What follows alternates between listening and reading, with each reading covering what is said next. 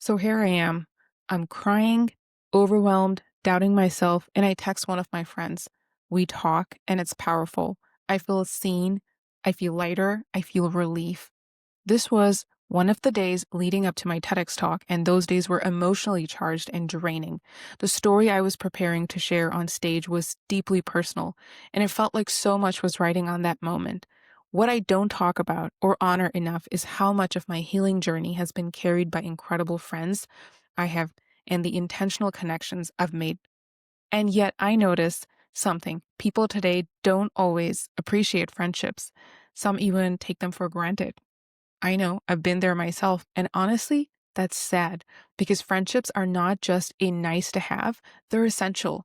Today, I want to explore why friendships are one of the most important parts of your success and well being strategy, what the loneliness epidemic is doing to us, and what actually happens biologically, emotionally when we make space for friends. This is dedicated to all my amazing friends out there. Welcome to Success Reimagined. I am Dr. Amna Shabbir, your host on this journey to thrive at the intersection of ambition and wellness.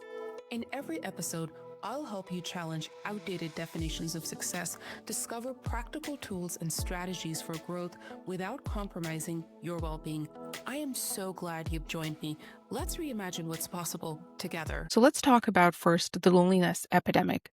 We're living in what the US Surgeon General has called the loneliness epidemic right now, which is, according to a 2023 Gallup survey, the numbers tell us 1 in 5 adults worldwide report feeling lonely on a daily basis. And in the US, those numbers rise even higher among young adults, where nearly 44% say they feel frequent loneliness. And here's the truth we often miss. Loneliness doesn't just hurt emotionally. It's a health issue. It acts like a chronic stressor. Research shows it increases depression, it increases anxiety, it raises inflammation, heightens the risk of heart disease, and even increases early mortality, the equivalent of smoking 15 cigarettes a day. The Harvard Study of Adult Development, one of the longest running studies of human life, found that relationships, not wealth, not career achievements, are the strongest predictors of long term health and happiness. These days, everyone wants to talk about longevity. Everyone talks about anti aging, this and that. But in this entire race of all the interventions that we can do to ourselves, we are downplaying the critical importance of friendships. So, simply put, strong social connections protect our bodies and our minds. And when we dismiss friendship, dismiss it as being optional, we aren't just missing joy, we're compromising our health. Moving to now talking about the neuroscience of connection. When you connect with a friend and share openly, you feel understood, you feel validated.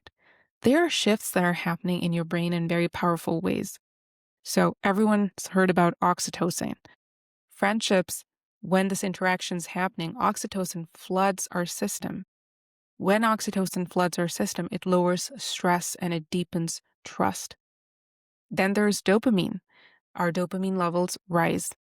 That gives you motivation. That gives you a sense of reward. We're getting our dopamine from the wrong places and spaces these days most of the time. Well, friendships can also give us that dopamine. Mirror neurons, let's talk about them. Our mirror neurons light up, syncing emotions and creating resonance.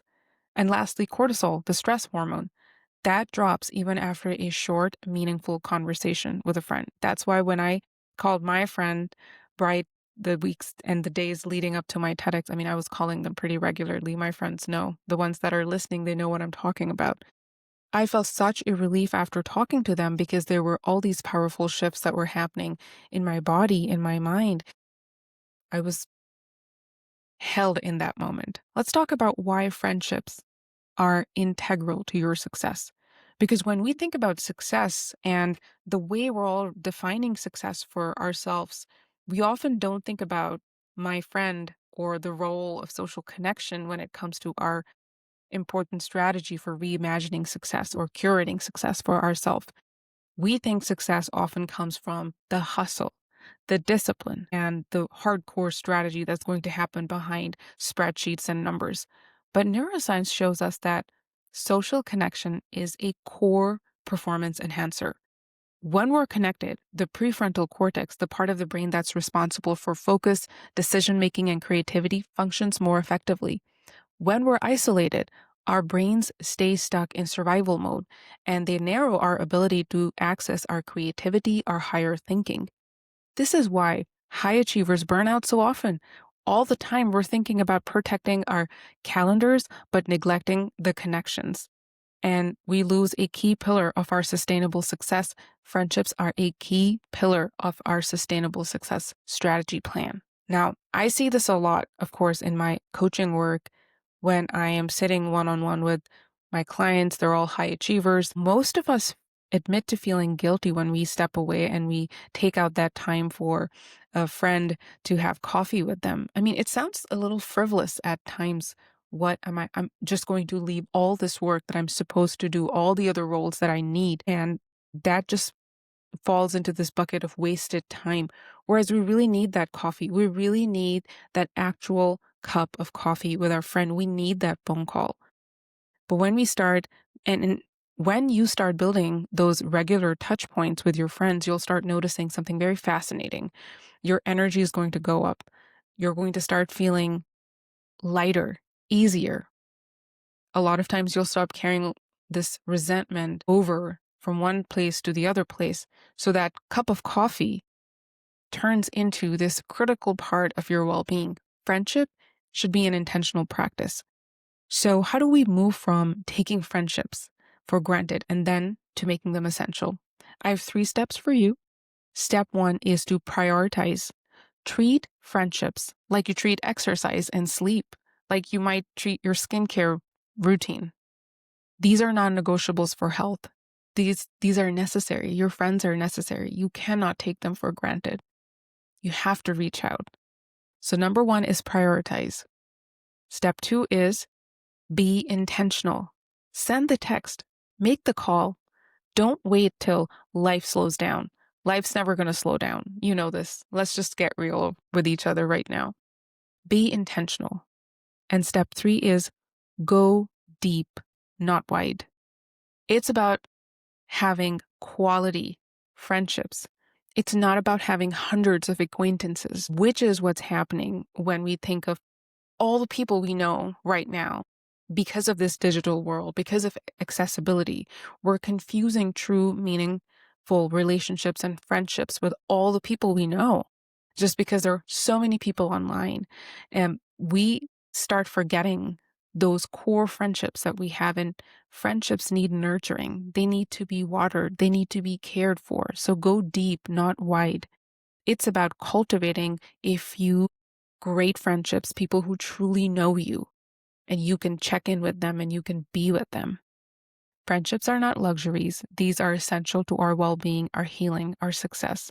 So my invitation to you is, as you are listening to this, think of that one friend you've been meaning to reach out. Send the text, make the call, set the date. I would love to hear from you for whatever has come up for you as you've listened to this episode. Comment on Spotify or YouTube, share your reflections. Because yes, our ambition does drive us, but our friendships hold us together in this beautiful, loving, amazing way.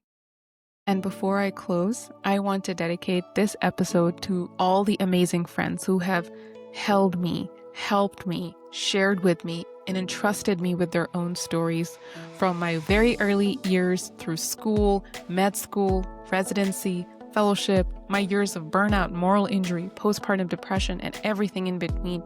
You know who you are. You are so loved. You are so appreciated, and I'm endlessly grateful for you. You might believe you don't have the time or energy to focus on yourself, but this is exactly the right time to get serious about your well-being. You don't have to do it all alone. I'm here to help. If you enjoyed this video and are ready to take the next step, head over to dramnashabir.com, where you'll find free resources you can access right away. The website link is below. Let's get started on your path to thriving.